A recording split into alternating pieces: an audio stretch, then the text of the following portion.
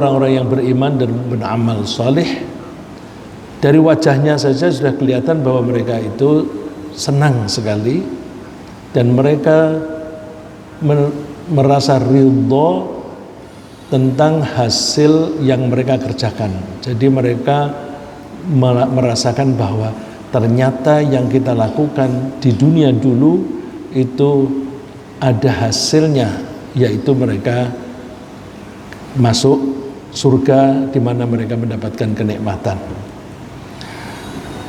Kemudian di ayat yang ke-10 lebih detail, fi jannatin 'aliyah, mereka berada di surga yang tinggi. Ketika Allah menyebut surga, kadang-kadang Allah menyebut surga itu dalam bentuk kata tunggal dan kadang-kadang dengan kata jamak, kata benda jamak. Di alam akhirat itu ada area yang sangat subur, itu disebut surga atau kebun, dan ada yang sangat gersang dan di sana banyak api yang disebut neraka karena dominannya api di sana.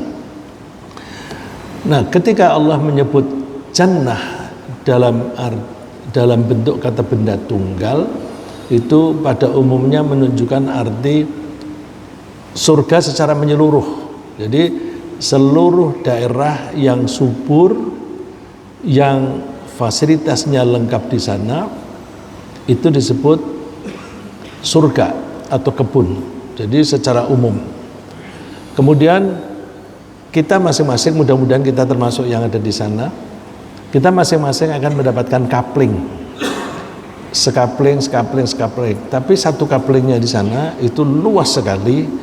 Rasulullah menggambarkannya satu kapling itu seluas bumi. Jadi seberapa besar kebun yang ada di sana dan seberapa besar alam atau buminya surga.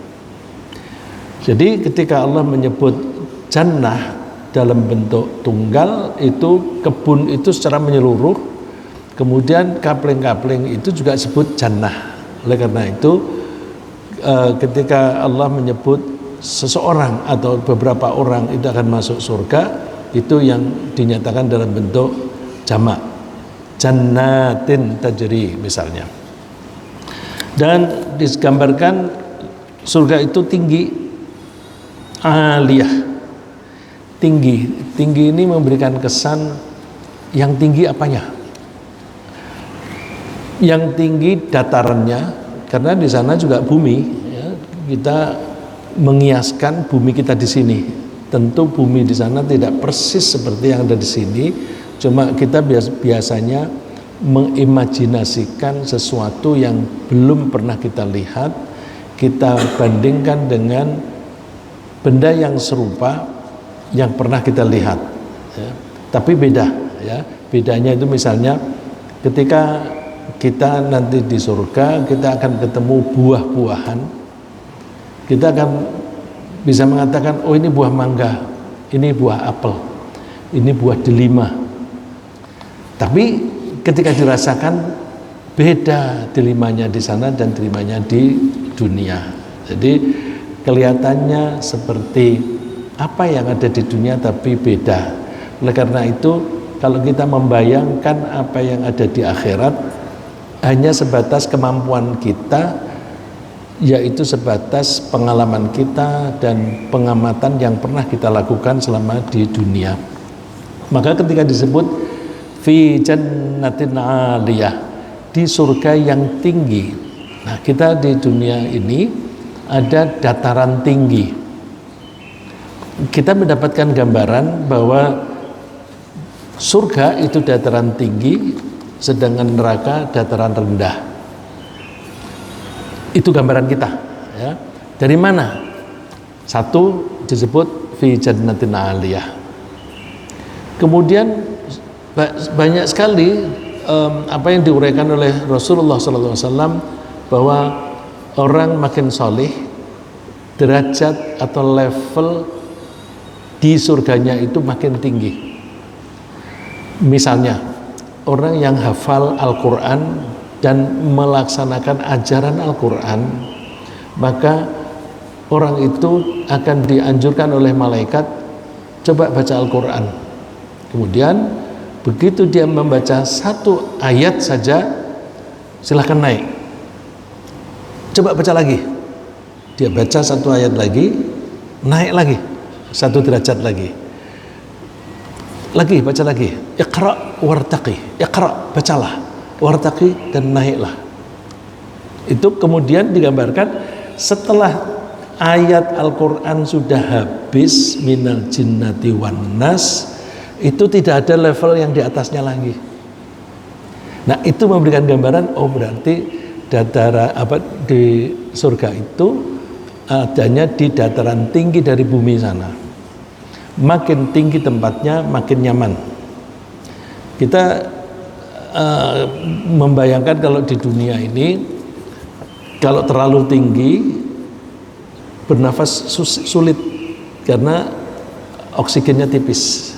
Tapi di sana tidak, ya, meskipun paling tinggi, tempatnya nyaman. Jadi kita tidak bisa menyamakan dengan di sini. Sedangkan neraka itu digambarkan sebagai dataran rendah. Makin rendah posisinya, makin berat siksaannya. Nah, kita mengambil misalnya firman Allah, innal munafiqina fit darkil asfali minan nar. Orang-orang munafik itu tempatnya di dataran atau level yang paling rendah di neraka. Sedangkan orang munafik itu dosanya jauh lebih banyak dibanding dengan orang kafir. Kita kadang-kadang bertanya-tanya, loh, orang munafik kan masih sholat, kenapa dia siksaannya lebih berat daripada orang kafir? Karena orang munafik itu hakikatnya kafir. Munafik itu hakikatnya kafir, tetapi pencitraannya itu bahwa mereka orang mukmin, pura-pura menjadi orang baik tapi jahat. Jadi kalau ngomong baik tapi padahal di dalam hatinya itu jahat. Jadi dosanya satu, dia mengingkari Allah. Dosa yang lain lagi kebohongan, dan yang dibohongin itu Allah dan orang-orang mukmin. Maka dosanya lebih besar dibanding dengan orang-orang yang kafir dengan terus terang gitu. Ya, jadi dari situ kita mendapatkan kesan bahwa neraka itu tempatnya di lembah dataran rendah. Makin rendah tempatnya itu makin berat siksaannya. Sedangkan surga itu tempatnya tinggi, dataran tinggi. Kemudian makin tinggi, makin nyaman, karena di level yang paling tinggi adalah tempatnya Rasulullah SAW bersama dengan para utusan Allah.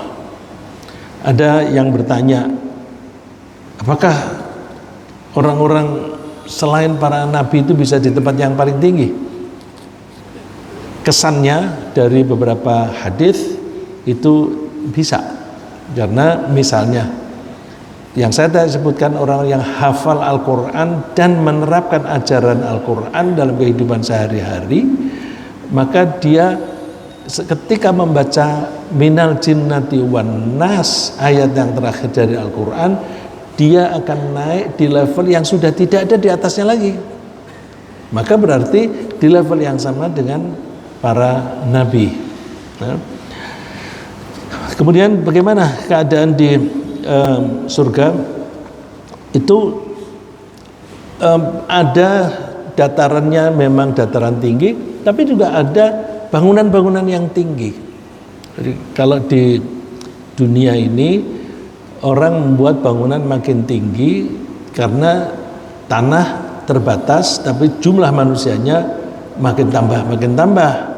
Sedangkan kita membutuhkan area tanah untuk pertanian, untuk memproduksi makanan, sehingga kita cenderung membuat tempat tinggal yang tinggi. Tetapi di dunia ini tidak berarti makin tinggi makin nyaman, ya. Bukan berarti makin tinggi makin nyaman. Tentu ada yang makin nyaman, tetapi secara biologis makin tinggi itu makin jauh dari gravitasi bumi. Nah, itu menjadi kurang nyaman ya. Kalau tidur tidak cepat hilang capeknya. Coba saya ambilkan hadis yang panjang sekali, mungkin akan sulit dibaca di layar lebih jelas ya. Kalau di HP masing-masing mungkin bisa diperbesar, dan yang saya tahu Pak Andi selalu membagi materi ini sebelum waktunya ya, di hari, kalau tidak salah kemarin sudah dibagi oleh Pak Andi. Satu hadis diriwayatkan oleh Abu Hurairah radhiyallahu anhu. Dia mengutip Rasulullah sallallahu alaihi wasallam bersabda, "Man amana billahi wa rasulihi wa aqama as-salata wa shama ramadhana kana haqqan 'ala Allah ay yudkhilahul jannah." Siapa yang beriman kepada Allah, kepada Rasulnya, dan dia melaksanakan salat dan puasa Ramadan, maka ada kewajiban dari Allah. Mohon maaf saya mengatakan kewajiban. Kok Allah ada kewajiban? Kalau kita mengatakan kewajiban itu yang mewajibkan Allah. Tetapi kalau Allah mengatakan wajib, itu yang mewajibkan Allah sendiri. Jadi kalau bahasa kita, Allah mempunyai komitmen untuk melaksanakan sesuatu, kemudian ketika Allah meyakinkan kita bahwa pasti itu akan dilaksanakan, Allah memberikan kesan bahwa itu adalah kewajiban yang diterapkan oleh Allah sendiri. Dari mana kita mengatakan Allah itu mewajibkan diri sendiri? Misalnya kataba ala nafsihir rahmah. Kataba itu artinya menulis, tetapi kataba bisa juga berarti mewajibkan, seperti kata kutiba alaikumussyam, diwajibkan bagimu puasa. Nah, ketika dikatakan kataba ala nafsihir rahmah, Allah mewajibkan dirinya untuk menyayangi. Jadi wajib. Kalau Allah melakukan kejahatan nggak mungkin, karena Allah sudah mewajibkan dirinya untuk menyayangi. Nah, kata wajib itu tidak selalu dikatakan kataba. Di hadis ini dinyatakan dengan kata depan ala dan haqqan. Haqqan ini benar-benar Allah, menjadi tugas Allah untuk memasukkan orang itu ke surga. Jadi ini janji Allah, kalau orang mau beriman pada Allah dan Rasulnya, melaksanakan kewajiban-kewajibannya yang pokok, yaitu sholat, puasa Ramadan, maka Allah akan memasukkannya ke surga. Baik jahada fi sabilillah aw jalasa fi ardihillati wulida fiha, baik dia itu pergi berjihad di jalan Allah, berperang di jalan Allah, maupun dia diam-diam aja di tempat tinggalnya ya. Fi ardihillati wulida fiha, di tanah, di daerah di mana dia dilahirkan. Jadi apakah dia itu berangkat perang atau tidak, asal yang disebutkan tadi itu dilaksanakan oleh kita, maka kita insya Allah pasti masuk surga. Mohon maaf saya mengatakan insya Allah pasti, karena saya mengambil kewajiban yang diwajibkan oleh Allah itu sendiri terhadap dirinya sendiri. Maka saya mengatakan pastinya itu bukan saya mewakili pribadi, tapi saya mencoba memahami firman Allah ini. Lalu para sahabat bertanya, ya Rasulullah, afala nubasyirun nas? Rasulullah, boleh enggak aku kabarkan ini kepada teman-teman orang-orang lain biar mereka senang? Ya, nubasyirun nas, memberi kabar gembira kepada orang-orang. Rasulullah bersabda, inna fil jannati mi'ata darajah a'addaha Allahu lil mujahidina fi sabilillah ma baina darajataini kama baina as-sama'i wal ardh. Rasulullah memberikan deskripsi lebih lanjut yang lebih menyenangkan, yaitu bahwa di surga, nah ketika dikatakan inna fil jannah, ini surga yang secara menyeluruh, mi'ata darajah, ada 100 derajat. Nah ketika dikatakan 100 derajat, Ini kita sulit memahami apakah derajatnya ini sama dengan derajatnya orang yang hafal Al-Quran kemudian setiap ayat dia naik ya. Kalau setiap ayat dia membaca kemudian dia suruh naik, jumlah ayat Al-Quran itu kan ada 6.000 lebih. Sedangkan Rasulullah mengatakan di sana ada 100 derajat. Jadi derajat di sabda Nabi ini dengan derajat yang disebutkan untuk orang yang hafal Quran tadi itu beda ya. Mungkin satu derajat masing-masing satu derajat dari yang 100 ini itu dibagi beberapa level ya, dibagi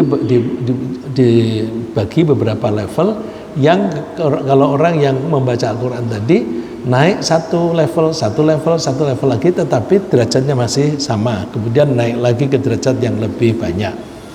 Nah ini kita beruntung bahwa alhamdulillah jamaah kita di Masjid Syuhada ini sudah mulai timbul rasa senang menghafal Al-Quran ya. Paling tidak yang sudah dengan guru surat Hamim Sajdah dan surat Yasin, ada berapa ayat itu? Jadi paling tidak sudah ada pesan sekian derajat jumlah ayat tadi, ditambah dengan ayat-ayat surat-surat pendek di juz 30. Ya Allah, mudah-mudahan kita nanti dikumpulkan di sana di surga yang tingkatnya tinggi ya. Nah, masing-masing derajat yang digambarkan oleh Rasulullah itu jaraknya seperti jarak antara bumi dan langit. Fa idza sa'altumullaha fas'aluhul firdaus. Kalau kamu ingin minta kepada Allah masuk surga, mintalah firdaus. Firdaus ini di bahasa Inggris kan menjadi paradise ya. Firdaus tunggal. Jamaknya Farodis ya. Firdaus tunggal, jamaknya Farodis. Nah, terus kita bilangnya paradiso ya. Paradiso. Kita dianjurkan oleh Rasulullah kalau kamu minta Firdaus. Fa innahu awsatul jannati wa 'alal jannah, karena surga Firdaus itu adanya di tempat yang paling tengah dari surga dan paling tinggi. Nah ini kan memberikan kesan bahwa surga itu areanya luas sekali, kemudian makin ke tengah makin tinggi, bukan makin ke sana makin tinggi, tetapi makin ke tengah. Jadi seperti kalau kita bayangkan seperti gunung ya, seperti gunung itu kan ada puncaknya itu di tengah. Nah, kalau kita memohon kepada Allah minta yang paling tinggi. Jadi kalau kita mohon kepada Allah jangan tanggung-tanggung, minta yang paling ideal gitu. Nah, yang paling ideal adalah Firdaus. Urahu fawqahu arsyur rahman. Aku diberi kesempatan melihat surga Firdaus yang di atasnya itu arasnya Ar-Rahman, arasnya Allah yang Maha Rahman. Hati-hati ketika kita mengartikan arasnya Allah. Kalau ada orang mengartikan arasnya Allah itu adalah tempat tinggalnya Allah, risikonya tinggi. Karena kalau Allah itu bertempat tinggal, berarti dia mempunyai perilaku atau af'al yang sama dengan manusia. Manusia itu butuh tempat tinggal. Kalau Allah itu bertempat tinggal, berarti Allah membutuhkan tempat tinggal. Kalau Allah membutuhkan tempat tinggal itu yang menciptakan Allah sendiri. Kalau Allah itu memakai suatu makhluk yang ditempati, berarti Allah itu Khalik yang menciptakan bergantung pada makhluk. Itu mustahil ya, itu mustahil. Maka bagaimana kita membayangkan? Nggak usah dibayangin ya. Kita mengatakan saja bahwa di atasnya ada arasnya Allah. Terus bagaimana bentuknya? Nggak usah kita bayangin karena berkaitan dengan Allah. Kalau kita sudah memikirkan tentang Allah sampai ke zatnya Allah, Rasulullah menganjurkan kita stop, jangan diteruskan. Jadi kalau misalnya Allah itu terbuat dari apa ya? Wah itu sudah itu, dan itu setan senang sekali menggelitik. Terus Allah itu sebesarnya kayak apa itu? Kalau alam raya ini sebesar ini dan nanti di akhirat itu lebih besar lagi, Allah sebesar apa itu? Jangan diteruskan. Nah, ini yang kalau kita mendengarkan pengajian dari ustadz yang banyak bacaannya, ya, yang saya tahu dia banyak bacaannya, dia mengatakan bahwa dia sendiri kalau sudah pikirannya begitu, mikir tentang Allah zatnya, dia tidur aja lah, atau main game atau nonton TV supaya perhatiannya tidak lagi ke situ. Nah, dia maksudnya aku ngeledek setan mengajak saya memikirkan tentang zatnya Allah, aku nggak mau, aku main ini aja. Nah, tapi mainnya ini bukan main terus-terusan ya. Kalau main game terus-terusan itu penyakit. Tapi ini hanya untuk lari dari keinginan dan tahu tentang zatnya Allah. Jadi kalau dibilang fauqahu arsyur rahman, di atas surga yang paling tinggi Firdaus itu ada arasnya Ar-Rahman, aras milik Allah ya. Bukan aras tempat tinggal Allah, tetapi aras milik Allah. Wa minhu tafajjarul anharul jannah. Dari tempat yang tinggi itu terpancarlah sungai-sungai di surga. Gimana ya kalau kok ada sungai itu terpancarnya dari gunung atau dari dataran yang paling tinggi? Ya setahu kita namanya mata air itu di tempat-tempat yang tinggi.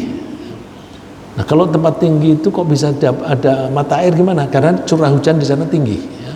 Curah hujannya tinggi, maka air yang tertampung di sana baik dalam bentuk cekungan ataupun dalam bentuk serapan karena ada akar-akar pohon itu bisa mengalirkan air. Tapi bagaimana dengan gunung yang tidak pernah ada curah hujan? Ada misalnya di tengah-tengah dataran Eropa itu ada gunung yang tinggi sekali. Di situ jarang ada hujan, tetapi sungainya itu bening sekali. Sungai itu mengalir terus. Dari mana? Nggak ada hujan tapi kok bisa mengalir air sungai?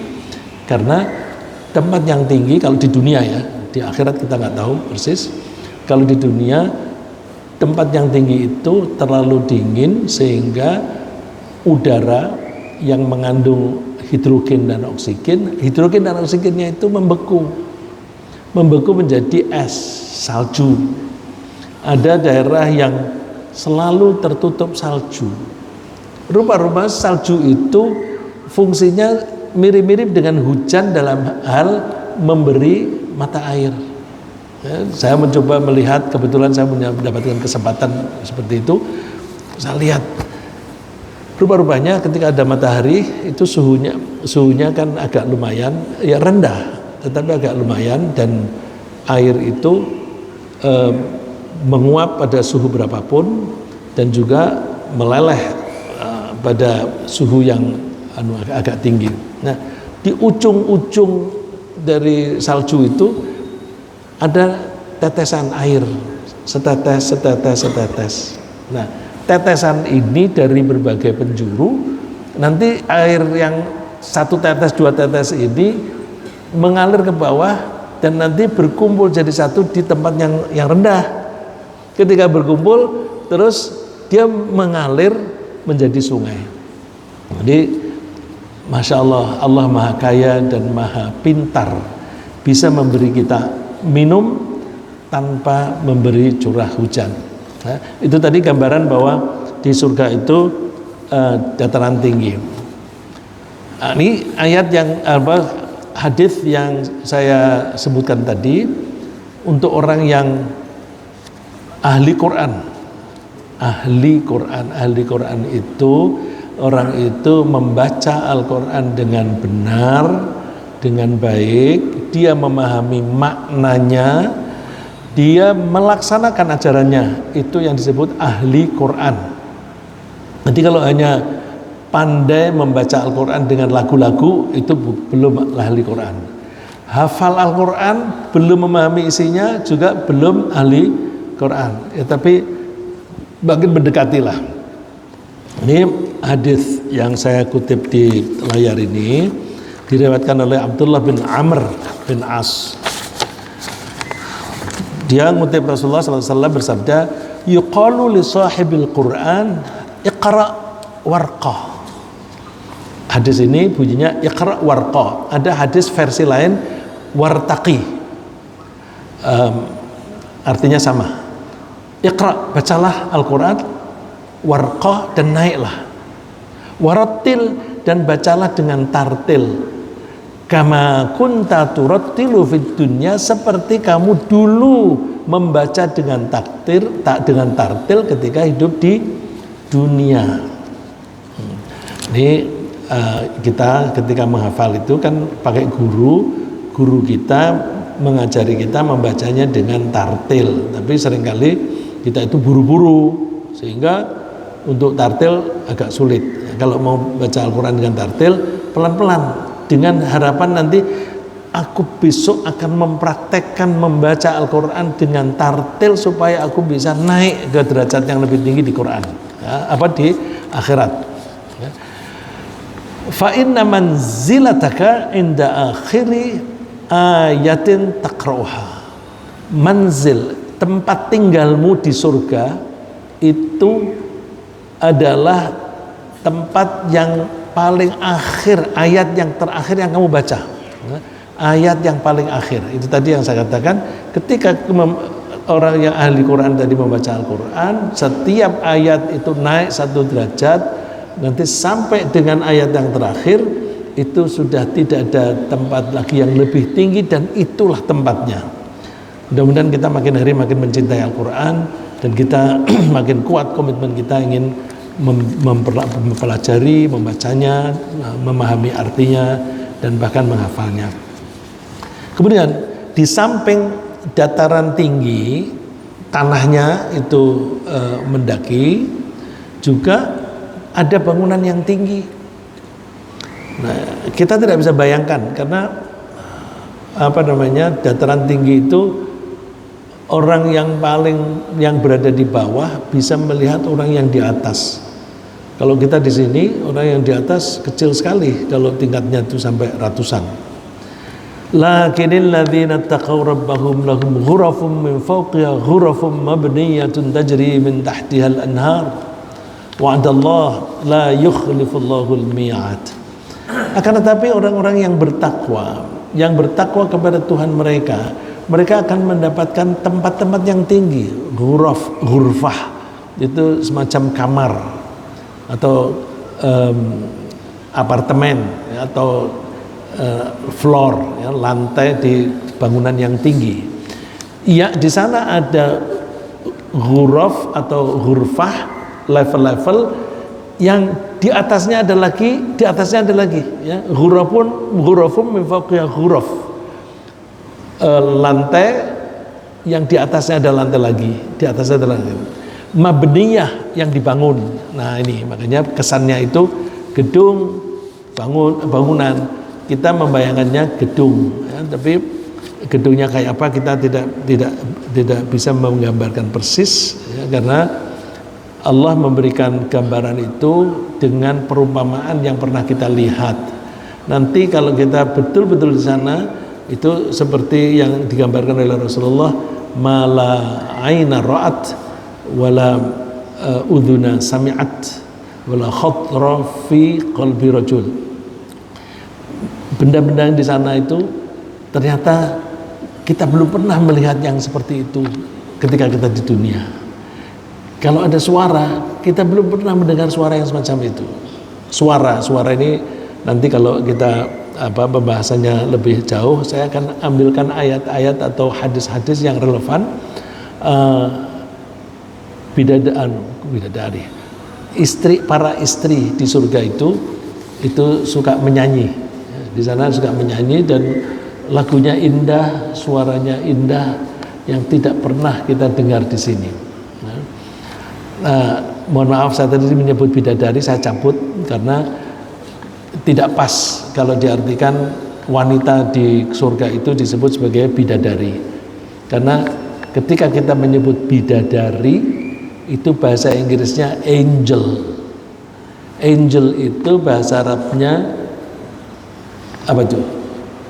Malaikat. Angel itu malaikat. Apa mungkin kita punya istri berupa malaikat? Siapa mau? Pak Dadang nggak mau punya istri malaikat. Pak Umar mau? Malaikat itu tidak lelaki, tidak perempuan. Kalau malaikat itu tidak laki, tidak perempuan, mana mau tuh Pak Dadang? Ya, jadi kita tidak menyebut bidadari, tapi para wanita yang cantik, karena di dalam Al-Quran itu disebutnya qurratu ain, hurun ain, mohon maaf, hurun ain. Hurun ain itu wanita yang pupil matanya itu hitam pekat. Wanita yang pupil matanya hitam pekat. Nah, sebenarnya mata itu apakah hitam atau coklat atau biru atau hijau itu semuanya indah. Tapi rasanya kok yang paling indah itu yang hitam gitu. Nah, itu jadi kalau Allah menyebut hurun ain itu wanita yang cantik sekali, dan kalau kita melihat orang yang pertama kita lihat kan matanya itu. Nah, tapi kok kenapa kita tuh punya kecenderungan menerjemahkannya itu bidadari. Dan kalau kita artikan bidadari itu angel, kita kan terpengaruh oleh orang-orang barat. Orang barat suka dulu menjajah kita. Nah, kalau itu diartikan angel itu artinya malaikat. Malaikat itu tidak laki, tidak perempuan. Maka untuk apa? Padahal di surga itu kita punya hawa nafsu. Hawa nafsu punya, tapi penyalurannya semuanya halal. Wa'adallah, itulah janji Allah, la yukhlifullahul mi'ad, dan Allah tidak akan mengingkari janjinya. Lagi hadis yang relevan, yuqalu li sahib, oh masya Allah, ini terulang lagi. Orang yang berada di level bawah di bangunan tadi bisa melihat yang di atas. Inna ahlal jannati la yatarawna ahlal ghurafi min fawqihim. Penghuni di surga itu saling melihat, mereka bisa melihat penghuni yang di atas mereka. Bagaimana melihatnya? Kama tatarawna al-kaukabat durriya al-ghabira fil ufuq minal masyriqi awil maghrib. Melihatnya orang-orang yang tinggal di lantai atas itu seperti mereka melihat bintang yang gemerlapan bertaburan di atas. Ada yang di timur, ada yang di barat. Enggak terbayang ini, Pak. Dan ini itu yang diuraikan oleh Allah dan Rasulnya. Di surga itu masih banyak hal-hal yang tidak diuraikan di Quran maupun di hadis. Ya. Banyak yang tidak digambarkan. Jadi yang digambarkan di Quran dan hadis itu sedikit, dan kalah nikmatnya dibanding dengan yang tidak disebut. Ya. Kalah nikmatnya dibanding yang disebut. Oleh karena itu diberitahukan itu aja sudah cukup. Karena apa? Supaya kita surprise. Kalau kita surprise itu kan kenikmatannya tambah. Ya, itu bisa dibaca, insya Allah teman-teman pada hafal. Fala ta'lamu nafsum ma ukhfiya lahum. Fala ta'lamu nafsum ma ukhfiya lahum min qurrati a'yun. Surat apa nih, Pak? Fala ta'lamu nafsum ma ukhfiya lahum min qurrati a'yun. Pak Boyke hafal nih. Sajdah. Ya, habis tatajafa junubuhum 'anil madaji'i yad'una rabbahum khaufan wa tama'a. Terus habis itu ada fala ta'lamu nafs, maka seseorang tidak pernah tahu ma ukhfiya lahum, apa yang dirahasiakan untuk mereka. Jadi ketika kita masih di dunia belum diberitahu oleh Allah, dirahasiakan nanti. Min qurrati ayun, berupa hal-hal yang membuat kita tuh gembira. Jadi, masih banyak yang tidak disebutkan oleh Allah. Nah, jadi kemudian kalau para sahabat bertanya, ya Rasulullah, tilka manazilul anbiya la yablughuha ghairuhum. Apakah itu tempat-tempat para nabi yang selain nabi tidak bisa tinggal di situ? Nah, ini kabar gembira bagi kita. Kalau bala, bisa, selain para nabi juga bisa di situ. Bala. Jadi bala ini dalam bahasa Indonesia nggak ada ini. Bala itu jawaban positif dari pertanyaan yang negatif. Kalau dalam bahasa Inggris pertanyaannya negatif, kalau jawabannya tidak, berarti jawabannya negatif. Kalau kita bahasa Indonesia, pertanyaannya negatif, jawabannya iya, itu negatif. Nah, ini jadi kira-kira pengertiannya, bisa, selain para nabi bisa. Walladzi nafsi biyadihi rijalun amanu billahi wa saddaqul mursalin. Demi Tuhan yang menguasai diriku, orang yang lain selain para nabi itu bisa di sana, yaitu mereka yang beriman kepada Allah dan menganggap kebenaran para utusan Allah. Insya Allah kita sudah termasuk itulah. Tinggal kita hindari dosa-dosa supaya kita bisa di tingkat yang paling tinggi dari bangunan-bangunan tadi.